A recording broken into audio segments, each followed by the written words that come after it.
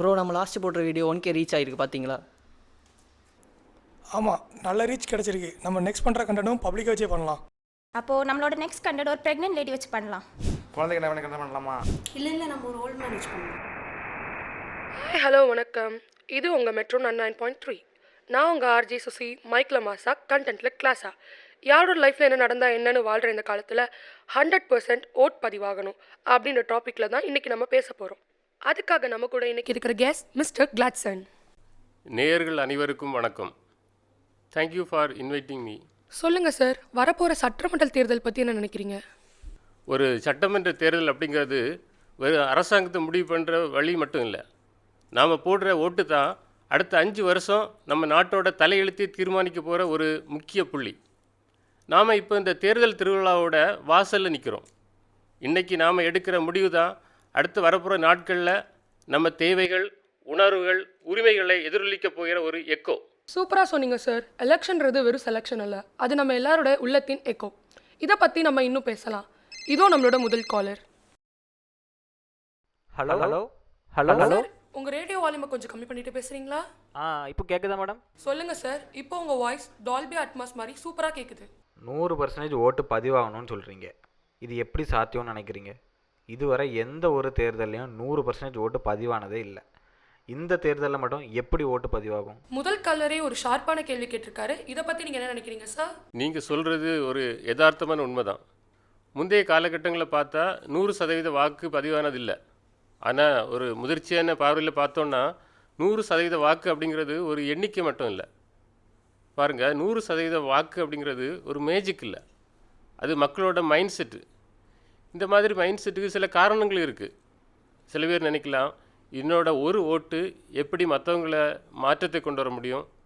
இன்னும் சிலர் நினைக்கலாம், யார் வந்தாலும் எதுவும் மாற போகிறதில்ல அப்படிங்கிற ஒரு மைண்ட் செட். இதற்கு முந்தைய தேர்தலில் பார்த்தோன்னா 73% மக்கள் ஓட்டு போட்டாங்க. மீதி உள்ள அந்த 27% மக்கள் அவங்களோட விருப்பம் என்ன அப்படின்னு தெரியாமலே போயிடுச்சு. இது வரைக்கும் நடக்கலை அப்படிங்கிறதுனால இனியும் நடக்காது அப்படின்னு அர்த்தம் இல்லைல்ல. முதல்ல மாற்றத்தை நம்ம இடத்துலையுமே நாம் ஆரம்பிக்கணும். ஒவ்வொரு தனி மனிதனும் அந்த மாற்றத்தை ஆரம்பித்தாலே கண்டிப்பாக அந்த 100% வாக்குப்பதிவு அப்படிங்கிறது நம்மளால் பார்க்க முடியும். அதுதான் நிஜமான ஜனநாயக திருவிழா. நிஜத்தான் நேயர்களே, இது வரைக்கும் நடக்கலைன்றதுக்காக இனிமேல் நடக்காதுன்னு இல்லை. ஒரு காலத்தில் எல்லாரும் ஸ்கூல் போக முடியுமான்னு இருந்துச்சு, ஆனால் இப்போ அது சாத்தியமாகிருக்கு. அதே மாதிரி தான் அந்த தேர்தலும். என் ஓட்டு என்ன செய்ய போகுதுன்னு வீட்டில் இருக்காதீங்க. உங்கள் ஓட்டு தான் அந்த 100% ஓட்டாக கூட இருக்கலாம். இதோ இப்போ உங்களுக்காக ஒரு பாட்டு போட போகிறேன். நீங்கள் கேட்டுட்ருக்கிறது மெட்ரோ 99.3. நான் உங்கள் ஆர்டி சுசி மைக்கில் மாசா கண்டென்ட்டில் கிளாஸா. எழுந்து வா நண்பா, இது மாற்றத்தின் நேரம்.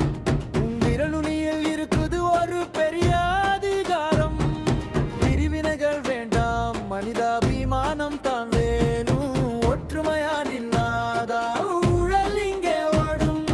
வெறும் பேச்சல்ல, இது நம் நாட்டின் மூச்சு. உன் வாக்கு தாயினி நம் முன்னேற்ற பேச்சு. நம்ம ஏன் எலெக்ஷன் பற்றி கண்டென்ட் எடுக்கக்கூடாது? ஆமாம், நல்ல ஐடியா தான். எலெக்ஷன் டேட் வேறு அனௌன்ஸ் பண்ணாங்க. ஸோ எலெக்ஷன் பற்றி கண்டென்ட் பண்ணால் நல்லா ரீச் கிடைக்கும். ஓகே சூப்பர், அப்போ பண்ணலாம். சாரி கைஸ், கொஞ்சம் லேட் ஆயிடுச்சு. ஏதாச்சும் முக்கியமாக பேசிகிட்டு இருந்தீங்களா? என்ன சாரா இது, நீ ஓட்டு போட போறியா? ஆமாடா, ஓட்டு போட வேண்டியது நம்ம கடமை தானே. எனக்கு இன்னைக்கு தான் ஓட்டு ஐடி வந்துச்சு, அதான் உங்ககிட்டலாம் காமிக்கலான்னு எடுத்துகிட்டு வந்தேன். ஏன் நீ ஓட்டு போட மாட்டியா? நான் ஓட்டு போட மாட்டேன். எந்த ஓட்டு போடணும் எதுவும் மாற போதில்லை. அதுக்காக ஓட் போடாமல் இருப்பியா? ஏன் அந்த மாற்றம் உங்ககிட்ட இருந்தே கொண்டு வரலாமே. சரியா சொல்கிறா சாரா.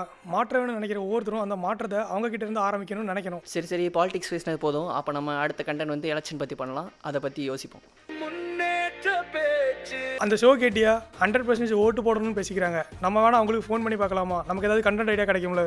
ஓகே ப்ரோ, பண்ணலாம். அப்படி என்னடா நீ கேட்க போகிற? இவ்வளோ ஆர்வமாக இருக்கு? கேட்பேன். நீங்கள் எக்ஸாம் ஓல்டேஜ் எக்ஸாம் வைக்கிறது கேட்பேன். Welcome back. இது உங்கள் மெட்ரோ 99.3. நான் உங்கள் ஆர்ஜி சுசி மைக்கில் மாசா கண்டென்ட்டில் கிளாஸா. இன்னைக்கு நம்ம கூட இருக்கிறது மிஸ்டர் கிளாட்சன். வாங்க தொடர்ந்து பேசலாம். இதோ நம்ம அடுத்த காலர். Hello madam. சொல்லுங்கள், பேசலாம். காலேஜ் படிக்கும்போது எக்ஸாம் எழுதுறோம், காலேஜ் முடிச்சப்பறம் எக்ஸாம் எழுதுறோம். கவர்மெண்ட் ஜாப் வேணும் எக்ஸாம் எழுதுறோம். 5 வருஷம் ரூல் பண்ணுற பிடிச்ச மட்டும் எக்ஸாம் வைக்கிறது இல்லை. அப்போ எப்படி கரெக்டான லீட்டை சூஸ் பண்ணுறது? அட, என்ன ஒரு அதிரி புதிரியான கேள்வி. சொல்லுங்கள் சார், இதை பற்றி என்ன நினைக்கிறீங்க? தம்பி, உங்ககிட்ட ஒரு கேள்வி. ஒரு தலைவர்னா எப்படி இருக்கணும்னு நீங்கள் நினைக்கிறீங்க? நல்ல லீடர்னா நல்லவராக இருக்கணும், வல்லவராக இருக்கணும், நல்லா பேச பாட தெரியணும், ஆதார் கார்டில் அழகாக இருக்கணும், ரேஷன் தம்பி கார்டு. தம்பி தம்பி போதும். லிஸ்ட்டு ரொம்ப நீளமாக போகுது. முதல்ல நீங்கள் ஜனநாயகத்தோட தத்துவத்தை புரிஞ்சுக்கணும். ஒரு அரசு அதிகாரிக்கு ஏன் எக்ஸாம் வைக்கிறோம்? ஏன்னா அவர் ஒரு ஸ்பெஷலிஸ்ட்டாக இருக்கணும். ஆனால் ஒரு லீடர் அவர் மக்களோட பிரதிநிதி. ஒரு புக்கை படிச்சுட்டு எக்ஸாம் எழுதுறதை விட மக்களோட மக்களாக பழகி அவங்களோட கஷ்டத்தை உணர்ந்து அப்போ தான் ஒரு தலைவர் ரொம்ப சிறந்த தலைவராக இருக்க முடியும். இந்த சமூக அறிவு எந்த எக்ஸாம்லேயும் கிடைக்காது. இப்போ இதுக்கு முந்தைய தலைவர்கள் பலர் கல்வி தகுதியில் கம்மியானவர்களாக இருந்திருக்காங்க. ஆனால் இன்றைக்கி எல்லாரும் சமமான கல்வி படிக்கிறதுக்கு அவங்க தான் காரணமாக இருந்திருக்காங்க. உங்களோட எக்ஸாம் பாயிண்ட்டுக்கே வந்தால் அவங்க எழுதுகிற எக்ஸாம் தான் இந்த எலெக்ஷன். அவங்க மார்க் தான் நீங்கள் போடுற ஓட்டு. கேட்டிங்களா தம்பி? இனிமேல் லீடர்ஸ்க்கெலாம் எக்ஸாம் இல்லைன்னு வருத்தப்படாதீங்க. அவங்க எழுதுகிற எக்ஸாமுக்கு நீங்கள் தான் எக்ஸாமினர். போய் அவங்க மார்க்கை போடுங்க. டே எங்கடா போகிற? ஓட்டர் ஐடி எடுத்து மார்க் போட போகிறேன். தொடக்க பேசலாம். இதோ நம்மளோட அடுத்த காலர் வந்தாச்சு. ஹலோ சார், நான் பஸ் டிரைவராக இருக்கிறேன். என்னுடைய தொகுதியில் நிற்கிற வாக்காளர் மேலே எனக்கு நம்பிக்கை இல்லாமல் இருக்குது. என்னுடைய ஓட்டை நான் நோட்டாவில் போடலான்னு விரும்புகிறேன். அந்த நோட்டாவில் உள்ள ஓட்டுக்கு மதிப்பு இருக்கா இல்லையான்னு தெரியலை எனக்கு. முதல்ல உங்களுக்கு ஒரு வாழ்த்துக்கள். ஓட் போட்டால் என்ன மாறப்போகுதுன்னு நினைக்கிறவங்க மத்தியில் தன்னோட ஓட் வீணாக போகாமல் நோட்டாலையாச்சும் போடணும்னு நினைக்கிறாரு இந்த காலர். இவருக்கு என்ன பதில் சார்? நீங்கள் நோட்டாவுக்கு போடுறதால என்ன நடக்கும்னு நான் சொல்கிறேன். நீங்கள் ஓட்டு போடாமல் வீட்டில் இருந்தால் அது அலட்சியம். அதுவே நீங்கள் நோட்டாவுக்கு ஓட்டு போடுறதுனால வேட்பாளர் யாரும் பிடிக்கல, அவங்க மேலே நம்பிக்கை இல்லை, ஒரு நல்ல வேட்பாளர் நிறுத்துங்க அப்படின்னு சொல்கிற ஒரு எதிர்ப்பு. அண்டு ஓட்டு போடலைன்னா உங்கள் ஓட்டை வேற ஒருத்தர் கள்ள ஓட்டாக போடுறதுக்கு வாய்ப்பு இருக்குது. இதுவே நீங்கள் விருப்பம் இல்லை அப்படின்னு உங்கள் ஓட்டை நோட்டாவில் போட்டிங்கன்னா உங்கள் ஓட்டை யாராலும் திருட முடியாது. உங்கள் ஸ்டைல்லே சொன்னால் ஒரு பஸ்ஸுக்கு பிரேக்கு எப்படி முக்கியமோ அது மாதிரி தான் இந்த நோட்டா. அதனால் உங்கள் ஓட்டு கண்டிப்பாக வேஸ்ட்டு கிடையாது.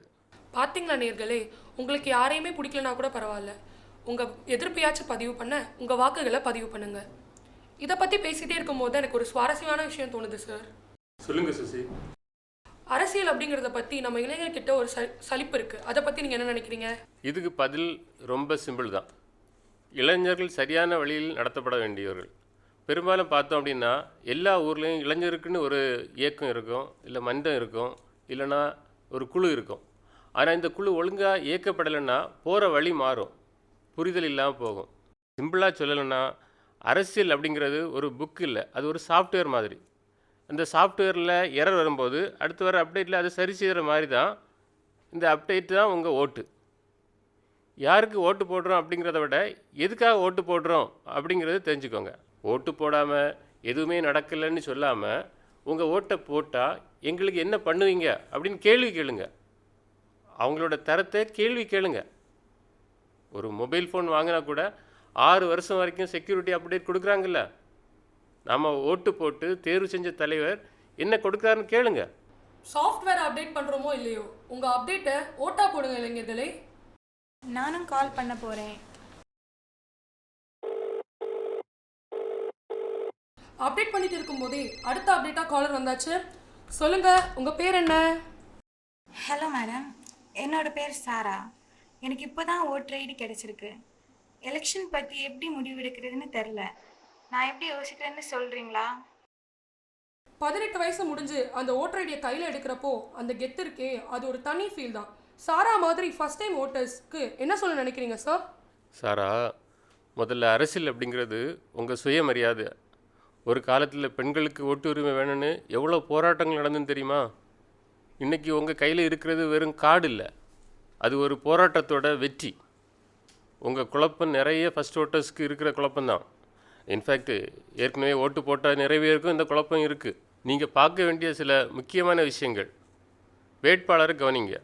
உங்கள் தொகுதியில் நிற்கிற வேட்பாளர் யார், அவரோட பின்னணி என்ன, மக்களுக்கு என்ன செஞ்சுருக்காரு, மக்களுக்காக நிற்பாரா அப்படிங்கிறத பாருங்கள். அப்புறம் வாக்குறுதிகளை கவனிங்க.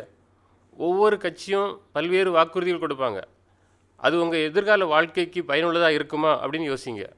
முக்கியமாக நம்ம நாட்டின் பொருளாதார நிலைமைக்கு இந்த வாக்குறுதிகள் எல்லாம் சாத்தியமா அப்படின்னு யோசிங்க.